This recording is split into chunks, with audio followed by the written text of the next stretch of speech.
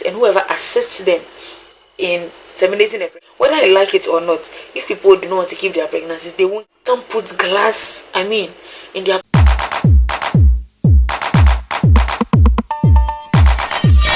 I conducted a poll in the community post to find out what videos you would like to see next, and one person voted, and I'm here to grant that wish. I would also like to say I do not take this vote for granted at all. Receiving feedback from you guys this way give me some sort of a hope that I'm not here alone. Sometimes I feel like I'm here alone. So if I receive feedback this way through comments, subscription, voting, like you respond to my vote, you like my videos, it gives me hope that I'm not here alone. And thank you so much. I really do not take this for granted at all. And so on that note, I'd like to see this opportunity to say thank you for everyone who have subscribed, who have liked, who have commented on my videos, and who even share my videos. Yes, some of you guys share my videos, and I really, really appreciate it. Now let's get into the video.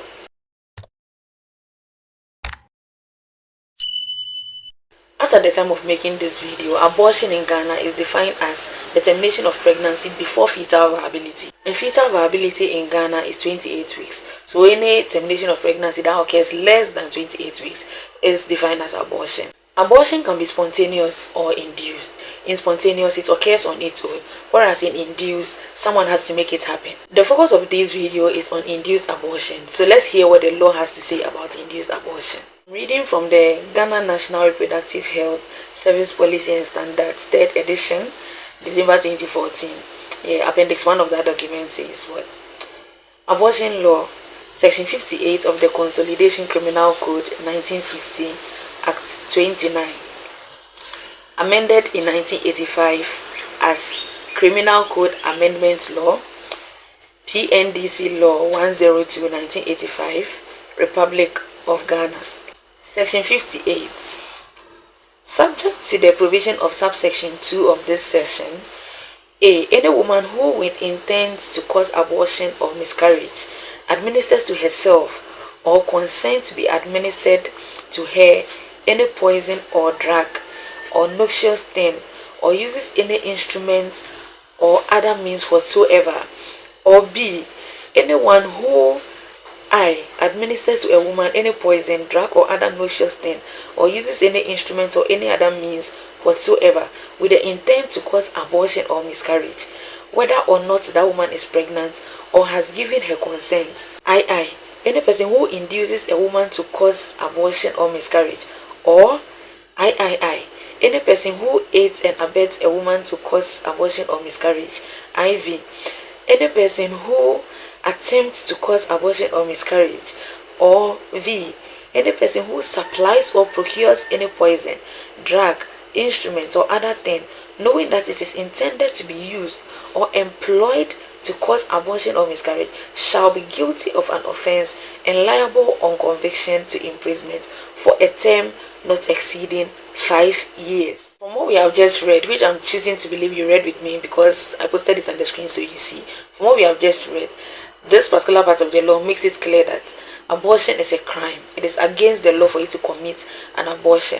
As whether you are a pregnant woman and then you induced abortion on your own, it is a crime. Anyone that supported you, if I provided you with any drug, whatever it is, concoction, anything at all, gave you something to commit an abortion, has committed a crime. So it's more like the person who is pregnant and whoever assists them in terminating a pregnancy have committed a crime according to this law. That is what we have just read. But now here is the exception.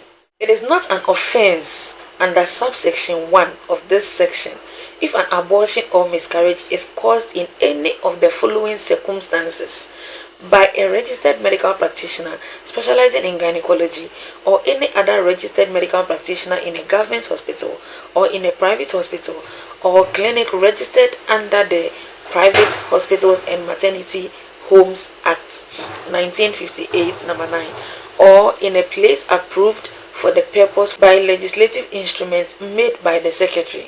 With what I just read, what this whole statement is trying to say is that we say abortion is an offense, okay? It's an offense against the law. But if abortion is committed under any of these conditions, it is not an offense.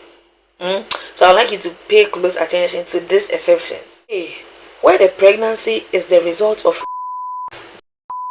a female idiot, or and the abortion or miscarriage is requested by the victim or her next of kin or the person in loco parentis if she lacks the capacity to make such request.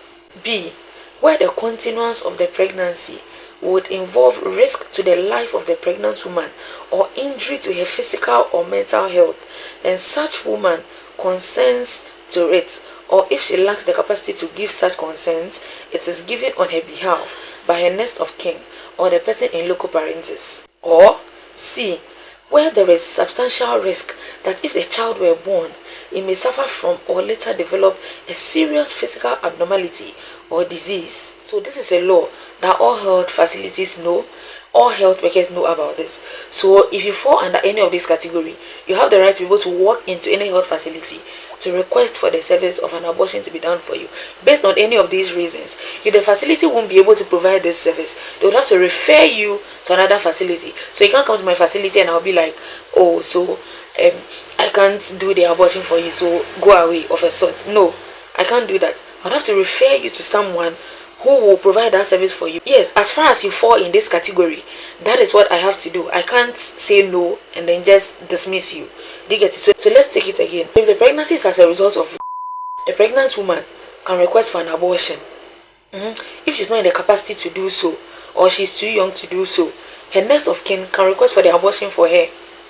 Or anyone acting in loco parentis, like by that it means someone acting as a parent, okay, someone who is legally responsible for this child can request for the abortion for this child in cases where this pregnancy is as a result of the of a female idiot. A female idiot is a woman with extremely serious problems in her mental development. So it's like she doesn't have that ability to make some of the decisions on her own.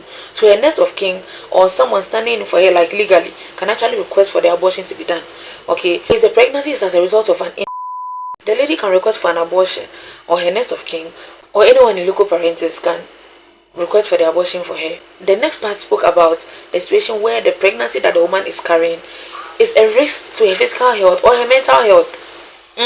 So let me say the woman has gone for ANC, and from the assessments that the doctor did for her, it is found out that the pregnancy is a danger to her. Okay, she can request for an abortion. Or if the woman walks into a health facility and says that she's not in the right state of mind to carry this pregnancy, or the pregnancy is disturbing her mental health, or the pregnancy, basically affecting her mental health, she has the right to request for an abortion according to the law. So before you go judging people for committing an abortion or pointing fingers at people for committing an abortion, you should know that the law permits it under that circumstance. If she tells you the pregnancy is affecting her mental health and so she wants an abortion, the abortion has to be done for her. Once again, like I said, if the facility won't be able to do it, they'll refer her to a facility where it can be done for her. I hope you get it. A similar thing can be said in the case of the fetus. Okay, so if after assessment it is found out that the fetus is having some sort of an abnormality that may result in some serious physical abnormalities when this child is born, or some serious disease when the child is born, the pregnant woman can request for an abortion, or anyone legally responsible for the pregnant woman can request for an abortion. I hope you get it. So basically that is what the law says. Abortion is illegal, but it's legal under some circumstances. A female idiot, where the pregnancy is a danger to the pregnant woman, danger to her physical health, danger to her mental health, or the pregnancy is even a danger to the health of the fetus, abortion is legal and can be performed. If a facility cannot perform it, they'll refer you to another facility that can perform it for you. Or if it's a specific doctor that cannot perform it for you, they'll refer you to someone else that can perform it for you. Despite these exceptions, some people face serious challenges when they need abortion services because of the stigma attached to it. Okay, yes, so some of them would rather prefer to do the abortion on their own, and that makes it unsafe. So having said that, what makes an abortion safe? We won't go too far to see this, okay, because this has already been mentioned in the law, and I'm just going to refresh your memory on it. Abortion is said to be safe if it is performed by a registered medical practitioner specializing in gynecology, or any other registered medical practitioner in a government hospital or in a private hospital, or clinic registered under the Private Hospitals and Maternity Homes Act.